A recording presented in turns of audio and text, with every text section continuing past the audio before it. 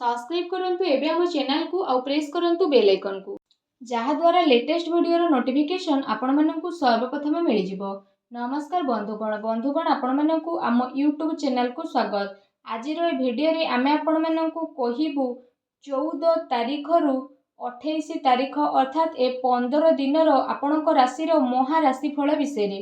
ए 15 दिन रो समय आपणक पई किपरि साब्यस्त हेबो, ग्रह नक्षत्र हिसाब से किपरि स्थिति रहिबो, ए 15 दिन रे केउ जिनिस रे आपणकु फायदा हेबो, केउ जिनिस रे आपणकु सावधान रहिबाकु पड़िबो, ता सहित 15 दिन रे आपणक लव लाइफ किपरि रहिबो, कैरियर किपरि रहिबो, बिजनेस आउ व्यापार किपरि रहिबो एवं स्वास्थ्य रो महत्वपूर्ण आउ सठिक इनफॉरमेशन वीडियो रे कहिबु। तो वीडियो बहुत ही महत्वपूर्ण, तेणु आरंभ रु शेष पर्यंत वीडियो को पूरा देखंतु। वीडियो को आपण आदौ भी मिस करंतु नहीं।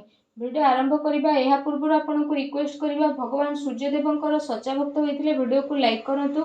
सच्चा दिल रे कमेंट बॉक्स रे जय सूर्यदेव बोली आपण अवश्य लिखंतु, जहा द्वारा भगवान सूर्यंक कृपा आपण को ऊपर आपण को परिवार ऊपर रहइबो। तो आसंतु जानिबा भगवान सूर्यदेवंक आशीर्वाद रु आपण को पई विशेष भाव रे 14 तारीख रु 28 तारीख पर्यंत समय विषय रे, अर्थात 15 दिन रो महत्वपूर्ण समय।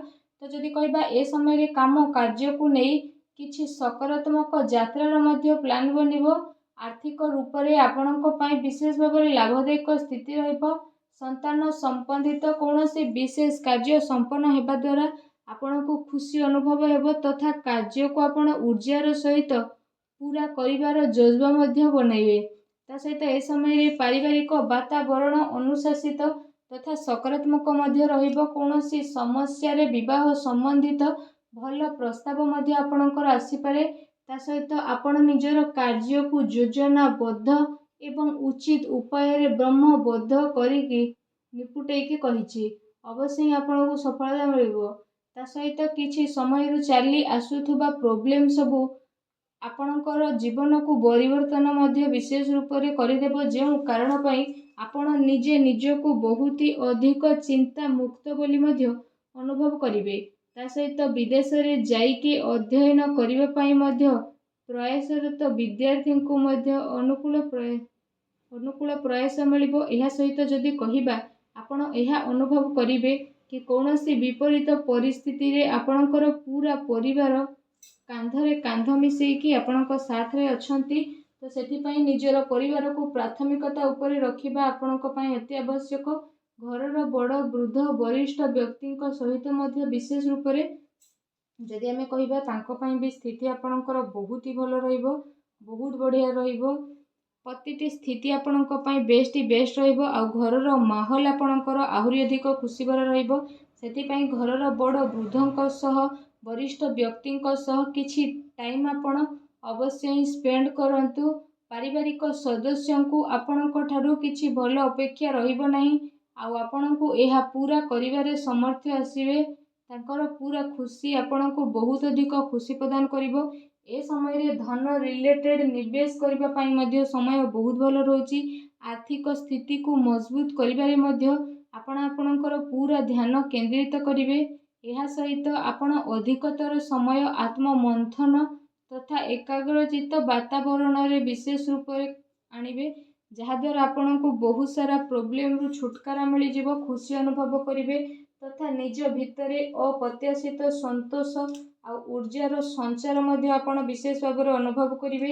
एहा सहित ए समय रे अजथा खर्च उपरे नियंत्रण करिबा आपणक पई आवश्यक रहिछि। अटकी थिबा पैसा मामला रे काहा उपरे आखि बंद करी आपण विश्वास करंतु नहीं। घरर वरिष्ठ व्यक्तिंकर परामर्श नै कि आपण काम करंतु। ए स्थिति आपणक पई बहुत भल रहिबो। विद्यार्थी तथा युवा वर्ग हास परिहास तथा मनोरंजन संबंधित व्यावसायिक कार्य रे पड़िकी निजर कैरियर सहित समझौता करंतु नहीं। घरे अचानक ही कौनसी संपर्कियंकर आसीबा द्वारा घरर व्यवस्था आपणकर बिगिड़ी पारे।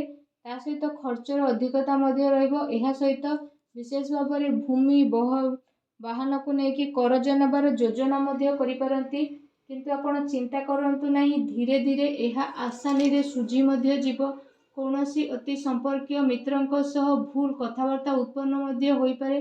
ठीक एहा हेबो कि संबंध खराब हेबा जेपरि स्थिति ଆପଣଙ୍କର ଉତ୍ପନ୍ନ ହେବାକୁ ଦିଅନ୍ତୁ ନାହିଁ। ବ୍ୟବସାୟରେ ଉତ୍ଥାନ ପତନ ତଥା ଆର୍ଥିକ ପରିବର୍ତ୍ତନ କାରଣରୁ ପରିବାର ସଦସ୍ୟଙ୍କର ଖର୍ଚ୍ଚରେ ମଧ୍ୟ ପରିବର୍ତ୍ତନ ଆପଣଙ୍କୁ ଆସିବ, ଯେଉଁ କାରଣ ପାଇଁ ପିଲାମାନେ ଉଦାସ ମଧ୍ୟ ହୋଇପାରନ୍ତି। ସେଥିପାଇଁ ଏ ସମୟରେ କାହା ଉପରେ ବି ଅତି ବିଶ୍ୱାସ ଆପଣ କରନ୍ତୁ ନାହିଁ, ଏହା ଆପଣଙ୍କ ହାନିର କାରଣ ହେବ।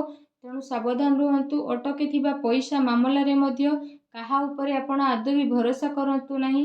ତା ସହିତ ଏ ସମୟରେ ସମ୍ପର୍କୀୟଙ୍କ ସହ ଧନ ସମ୍ପର୍କୀୟଙ୍କର ଲେଣ ଦେଣ କରିବାରେ ଆପୋଷିକ ସାମଞ୍ଜସ୍ୟରେ ହତାଶା ଉତ୍ପନ୍ନ ମଧ୍ୟ ହେବ। କ୍ରୋଧ ଏବଂ ଆବେଗରେ ଚାଲି ଆସୁଥିବା ଅର୍ଡର ଆପଣଙ୍କର ବିଶେଷ ଭାବରେ ବିଗିଡ଼ି ମଧ୍ୟ ଯିବ। ସେଥିପାଇଁ ଧୈର୍ଯ୍ୟ ଓ ସଂଯମତାର ସହ ଆପଣ କାମ କରିବା ପାଇଁ ଚେଷ୍ଟା କରନ୍ତୁ। ଏହା ସହିତ ଯଦି କହିବା, ଆପଣ ଆପଣଙ୍କ ପରିବାରର ଜରୁରତକୁ ନଜରଅନ୍ଦାଜ ଆଦୌ ବି କରନ୍ତୁ ନାହିଁ। ଆପଣଙ୍କର କୌଣସି ଅତି ସମ୍ପର୍କୀୟ ମିତ୍ର ବିଶେଷ ଭାବରେ କୌଣସି ଯୋଜନା କିମ୍ବା ଆପଣଙ୍କ ବିରୁଦ୍ଧରେ କିଛି ସାଜିଶ ବା ଷଡ଼ଯନ୍ତ୍ର କରିପାରେ। ତା ସହିତ ଏ ସମୟରେ ଧନର ନିବେଶ ସମ୍ବନ୍ଧିତ ନିର୍ଣ୍ଣୟରେ କାଫି ଭାବି ଚିନ୍ତି ଆଉ ପୁରା ଯାଞ୍ଚ ପଡ଼ତାଳ କରିନେବାର ବିଶେଷ ଭାବରେ ଆବଶ୍ୟକତା ରହିଛି। ଅନ୍ୟଥା ଆପଣଙ୍କୁ ଭାରି ହାନି ହୋଇପାରେ। ତେଣୁ ସାବଧାନ ରୁହନ୍ତୁ। ଆସନ୍ତୁ ଜାଣିବା ଆପଣଙ୍କ ଲଭ୍ ଲାଇଫ୍ ବିଷୟରେ। ଏ ସମୟରେ ପତି ପତ୍ନୀଙ୍କ ଭିତରେ ଚାଲି ଆସୁଥିବା ଭୁଲ ବୁଝାମଣା ମତଭେଦର ସମାପ୍ତ ହେବ ତଥା ପାରିବାରିକ ମାହୋଲ ମଧ୍ୟ ସୁଖଦପୂର୍ଣ୍ଣ ରହିବ।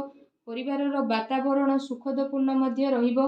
ଘରର ସବୁ ସଦସ୍ୟଙ୍କର ଆପୋଷିକ ତାଳମେଳ ଘରେ ସକାରାତ୍ମକ ଊର୍ଜାକୁ ମଧ୍ୟ ଆଣିବ। ତା ସହିତ ଜୀବନ ସାଥୀଙ୍କ ସହ ସମ୍ବନ୍ଧରେ ମଧ୍ୟ ଆହୁରି ଅଧିକ ଘନିଷ୍ଠତା ଆସିବ। ଯୁବା ବର୍ଗ ପ୍ରେମ ପ୍ରସଙ୍ଗ ତଥା ସୋସିଆଲ ମିଡ଼ିଆରେ ନିଜର ଟାଇମକୁ ଆଦୌ ବି ଖରାପ କରନ୍ତୁ ନାହିଁ। ବୈବାହିକ ଜୀବନ ସୁଖଦପୂର୍ଣ୍ଣ ରହିବ। କୌଣସି ପୁରୁଣା ମିତ୍ରଙ୍କ ସହ ଅଚାନକ ସାକ୍ଷାତ ଆପଣଙ୍କୁ ଖୁସି ଆଉ ନୂଆ ଊର୍ଜା ପ୍ରଦାନ କରିବ। ଏ ସମୟରେ ଘରେ ସୁଖ ଶାନ୍ତିର ବାତାବରଣ ରହିବ। ପ୍ରେମ ସମ୍ବନ୍ଧକୁ ଆପଣଙ୍କୁ ସ୍ୱୀକୃତି ମିଳିବା କାରଣରୁ ମନରେ ଗୋଟେ ନୂଆ ଆଶା ମଧ୍ୟ ବିଶେଷ ଭାବରେ ରହିବ।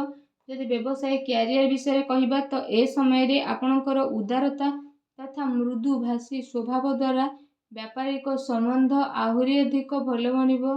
କିନ୍ତୁ ନିଜର ପ୍ରଡକ୍ଟର କ୍ୱାଲିଟିକୁ ନେଇକି ଆହୁରି ଅଧିକ ବେହତରୀନ କରିବା ଆପଣଙ୍କ ପାଇଁ ଅତି ଆବଶ୍ୟକ ରହିଛି। ନିଜର କାମ କାର୍ଯ୍ୟରେ ସତର୍କ ରୁହନ୍ତୁ। ଫାଇଲକୁ ସଜାଡ଼ିକି ରଖନ୍ତୁ। କୌଣସି ବ୍ୟକ୍ତି ଏହାର ଦୁରୁପଯୋଗ କରିପାରେ। ତା ସହିତ ଏ ସମୟରେ ବ୍ୟାପାରରେ ବିସ୍ତାରର ଯୋଜନା ମଧ୍ୟ ଆପଣ ବହୁତ ଅଧିକ ଗମ୍ଭୀରତାର ସହ ବନେଇବେ। ତା ସହିତ ଆପଣ ପ୍ରତିଟି ଜିନିଷର ଗୁଣବତ୍ତା ଉପରେ ଧ୍ୟାନ ଦେବାର ଆବଶ୍ୟକତା ରହିଛି। ମାର୍କେଟିଂ ତଥା ଜନ ସମ୍ପର୍କର ଦାୟରା ବହୁତ ଅଧିକ ବିସ୍ତୃତ କରିବାରେ ଆପଣ ଆପଣଙ୍କ ଧ୍ୟାନ କେନ୍ଦ୍ରିତ କରନ୍ତୁ। ଚାକିରିରେ କେତେ ସାରା ସ୍ଥିତିକୁ ସୁଗମତାର ସହ ଆପଣ କରିବା ପାଇଁ ଚେଷ୍ଟା କରନ୍ତୁ। ଏହା ସହିତ ଏ ସମୟରେ ଆପଣ ବ୍ୟବସାୟିକ ବିସ୍ତାର ସମ୍ବନ୍ଧିତ ଯୋଜନା ଉପରେ ପୁନଃ ବିଚାର ଅବଶ୍ୟ କରନ୍ତୁ। କୌଣସି ଛୋଟ ବଡ଼ ନିର୍ଣ୍ଣୟ ନେବା ସମୟରେ କାହାର ବି ମାର୍ଗ ନିଃଶ୍ୱାସ ଆପଣ ନିଅନ୍ତୁ ନାହିଁ। ତା ସହିତ ଅର୍ଡର ପୂରା କରିବା ଚକ୍କରରେ ଆପଣ ବହୁତ ପରିଶ୍ରମ ମଧ୍ୟ କରିବେ। ଚାକିରିରେ ଅଧିକାରୀ ଆଉ ସହକର୍ମୀଙ୍କ ସହ ସମ୍ବନ୍ଧ ଆପଣଙ୍କର ବହୁତ ହି ଭଲ ରହିବ। ଚାକିରି ଆଉ ବ୍ୟାପାରର ପରିସ୍ଥିତି ଆପଣଙ୍କର ବେଷ୍ଟ ରହିବ।